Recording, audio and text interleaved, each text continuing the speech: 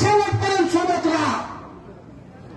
मी म्हणलो की सरकार आहे की येत असताय, पण याच्या अगोदर मी एक गोष्ट इथं बोलणार आहे. मातंग समाजाचा बाबासाहेब दाभाडे आणि बोरकर समाजाचा उद्धव भालेराव हे दोन माझे सहकारी माझ्या घरी आले.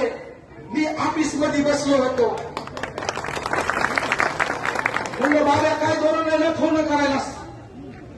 ते म्हणले खांडेकर नोटीस आल्या. म्हणलं कशाच्या.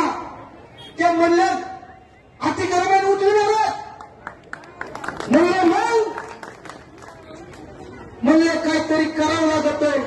म्हणलं बाब्या तो डोकं कसं चालणार रे बाबा. आता 6 वर्ष मी सांगत होतो तर काय झालं. मला म्हणले उद्धवच्या घरी आल्यात नोटीस गावाकडून. मग म्हणलं तुम्ही दोघं प्लॅनिंग करून माझ्याकडे आला, कारण कांडेकर तुमच्यावर नाराज. कारण हे दोघं जे आहेत ना बछडे वागत हे वागत. पण या दोघांना खुणविलं होतं, कुणीतरी फसवलं होतं, कुणीतरी काहीतरी सांगितलं होतं, कुणीतरी मिसअंडरस्टँडिंग केलं होतं की कांडेकर